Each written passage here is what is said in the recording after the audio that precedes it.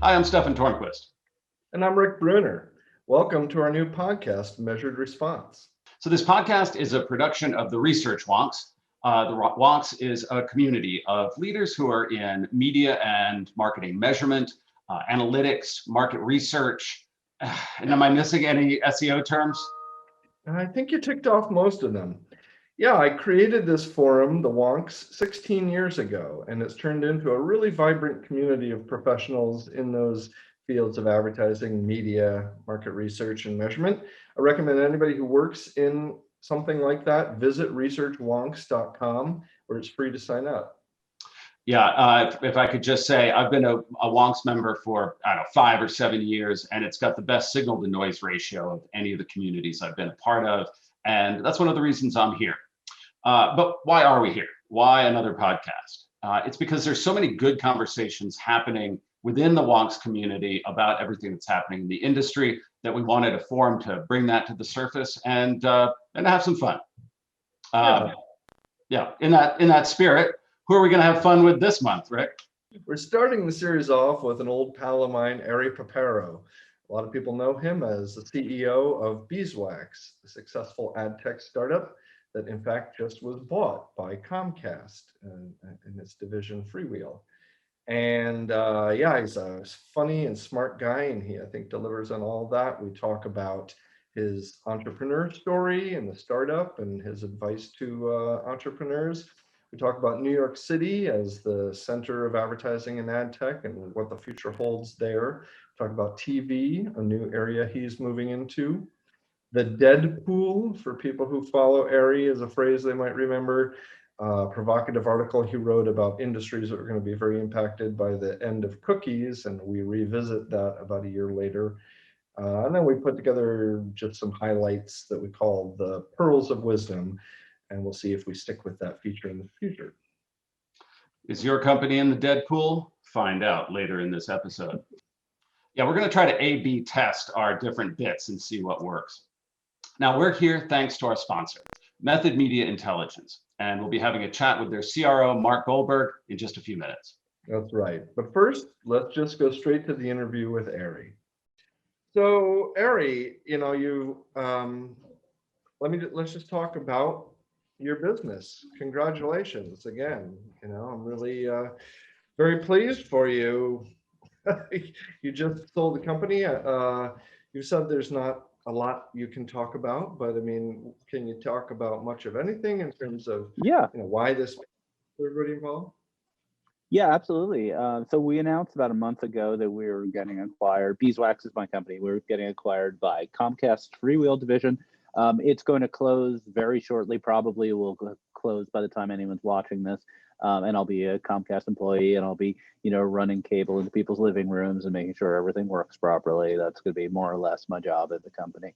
I'm excited. Our employees are excited. Customers are excited. It's really it's a scale play to some extent. Or Freewheel is a much larger organization with hundreds of engineers around the world. Beeswax is a very fast growing, exciting company, but ad tech is increasingly a scale game, and we're hoping to bring a lot more of innovations and new technology to our customers, and to really bulk up what we're doing, which I think will be positive for everybody. Yeah, that's great.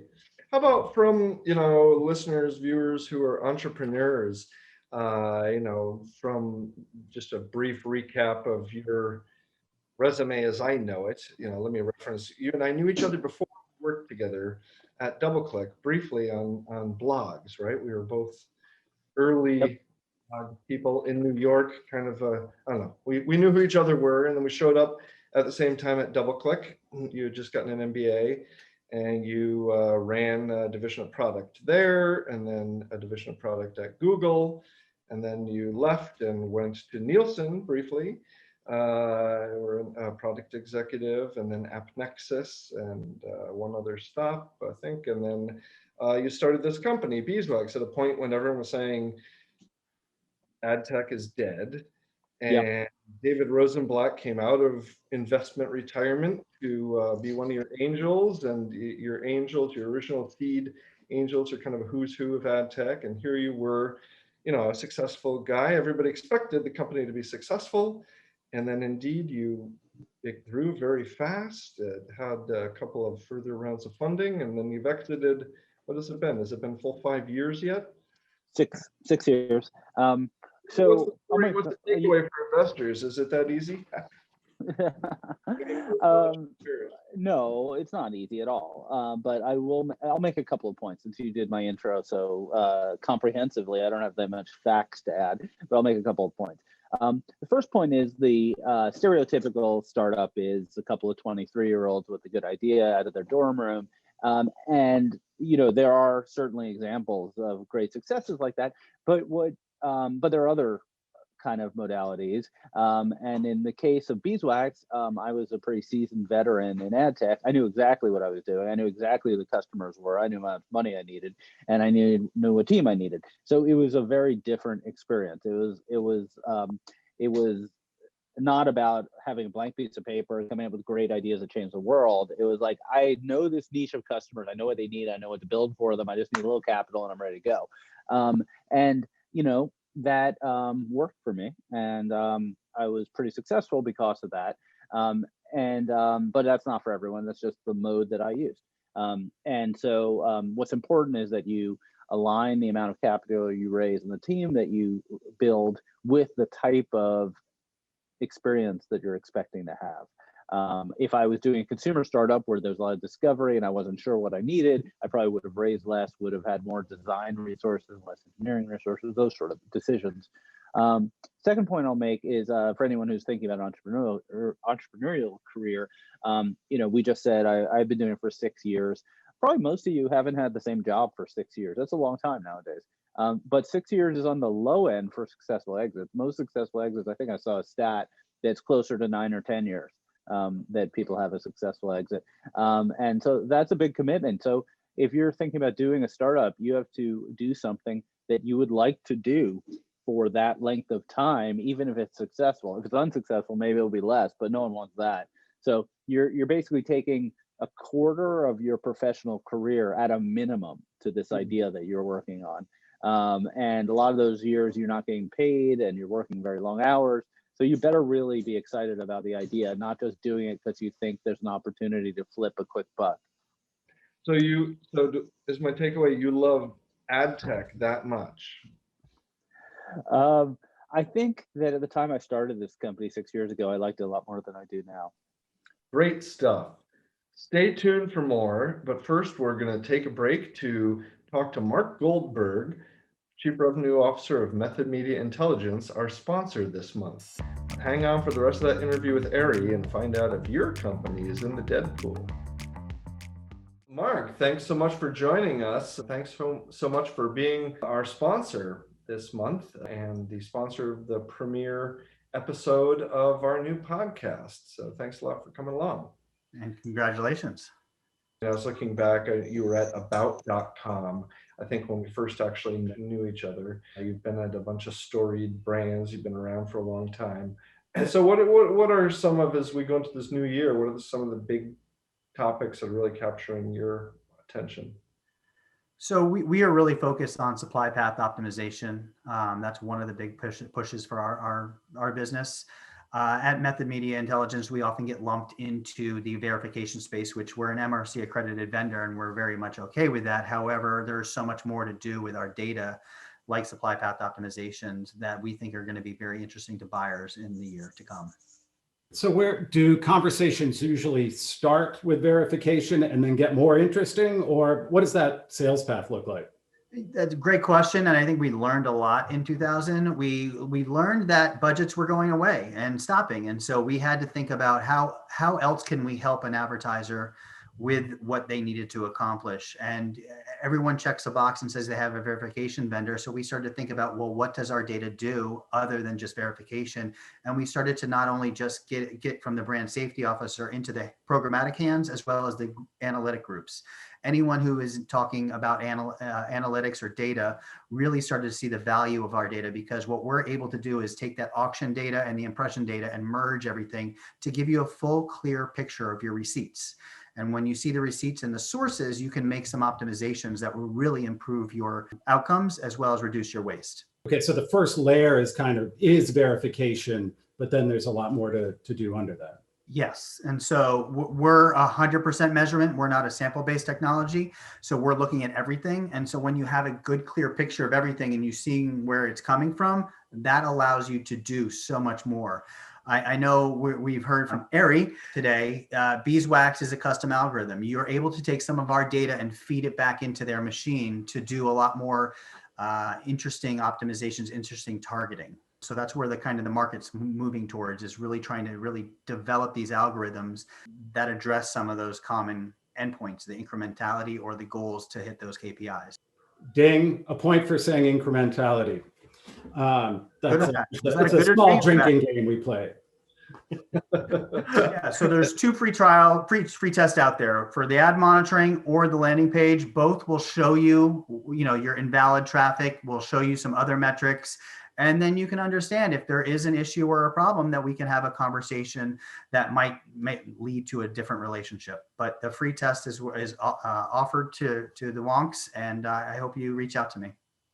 All right. Well, Mark, thanks again so much for your support, your sponsorship, your friendship, and good luck to you guys with everything you're doing. We're really glad to have Method Media Intelligence as a sponsor.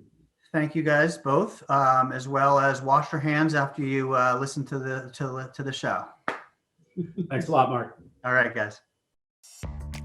And now back to our conversation with Ari Paparo. Later in the interview, we talked about the future of ad tech in New York. Well, I think, first of all, the ad tech is in decline overall. So we're seeing far fewer new companies in ad tech than 5 years ago, and certainly less than the boom that happened 10 years ago when programmatic advertising was first invented.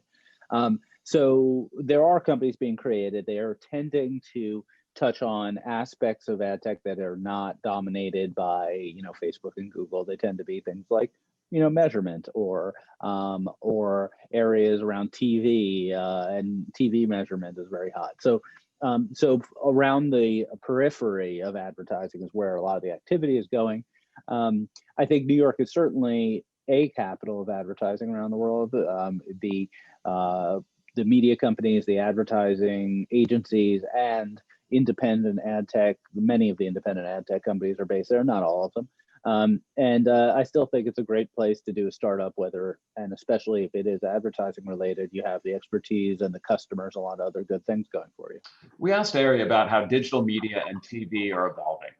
Well, you have to start with the consumers. The consumers are radically changing their viewing behavior of entertainment, and they're moving to on-demand very rapidly, cord cutting, but also they're moving to environments of lower ad load or no ad load.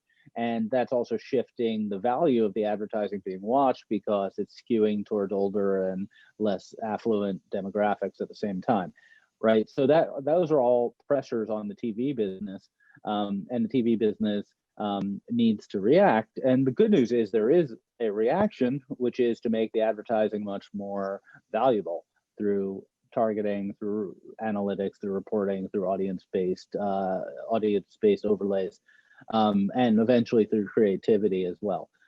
So that's the push and pull there. And the fundamental question is whether the media companies can innovate enough to be on the right side of that over 10-year horizon, and at a pace that's faster than the Silicon Valley giants can wedge their way into there.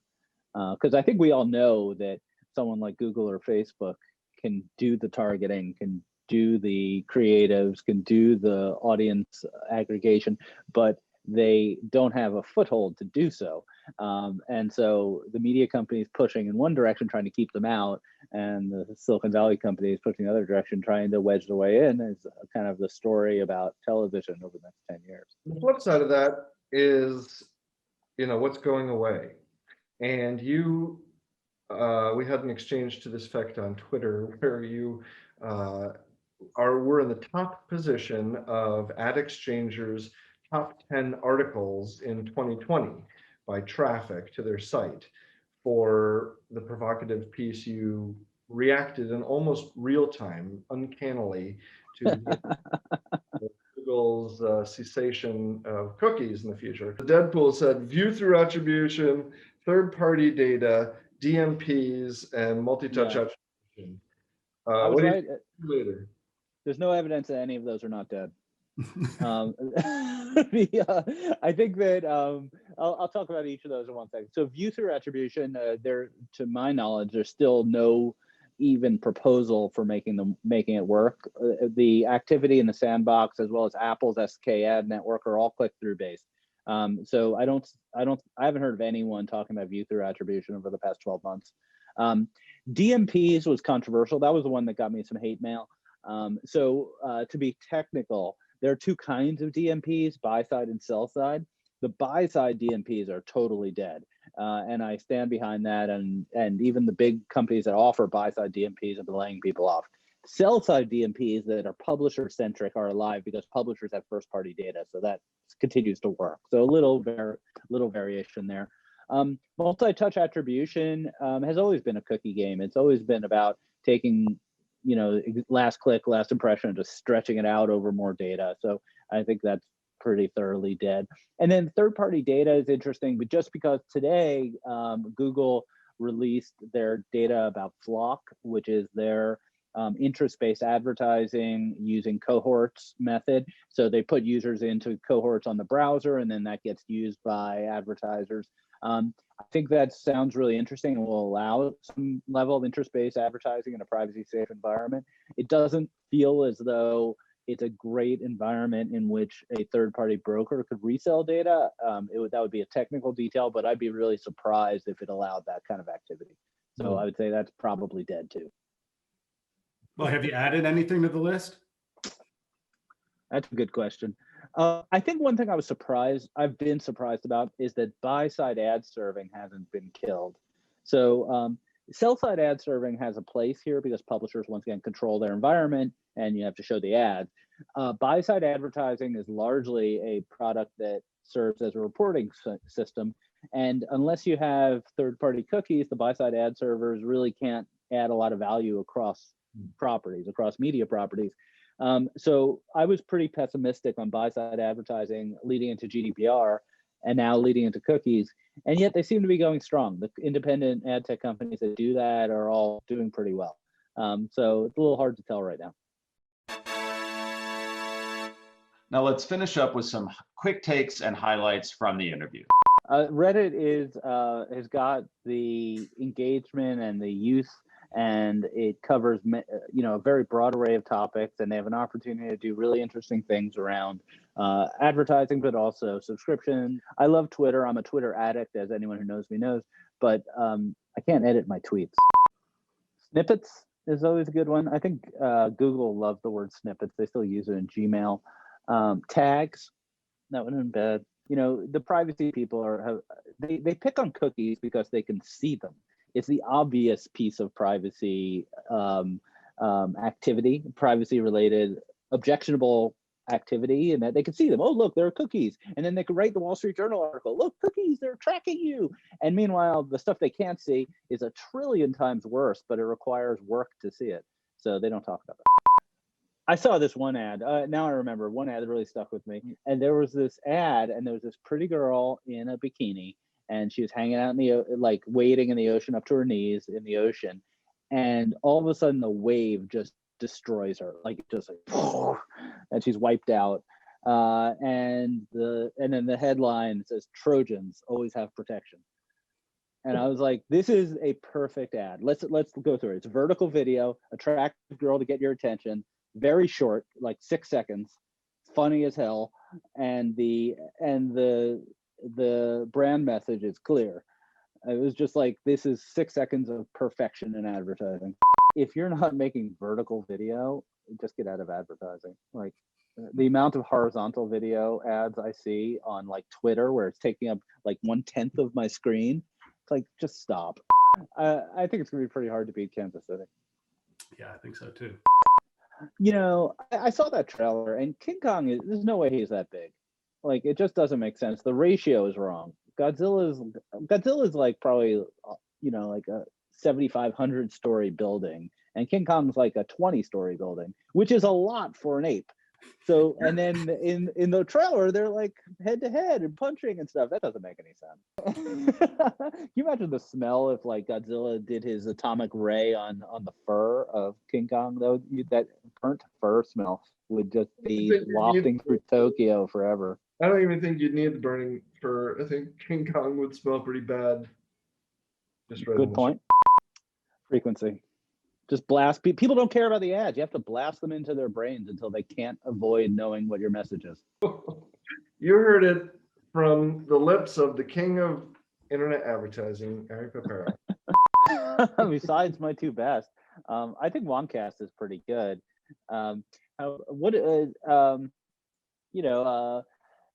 Correlation versus causation, or how about the causation podcast? That's your favorite subject. The causeway. Yeah. The half that's not wasted. The half hour that's not wasted. That would be a good little pun there. So, Ari, thanks so much for stopping by and helping us out. And congratulations again on your success. And sorry you didn't want to go for that real estate deal that I pitched you on the side. Any friends? I'll let them know. I've got a great opportunity right next door, very New York kind of email exchange. Any parting words of wisdom for our guests? Podcast advertising. Big. It's going to be huge. Impossible to measure, really expensive. Mwah. Measurement is overrated. Just get it out there. Get the medium out there. Wow. All right, thanks very much. All right, man. Thank you, Thanks. Really appreciate it. Yep. You got all that, Kevin? Ready when you are.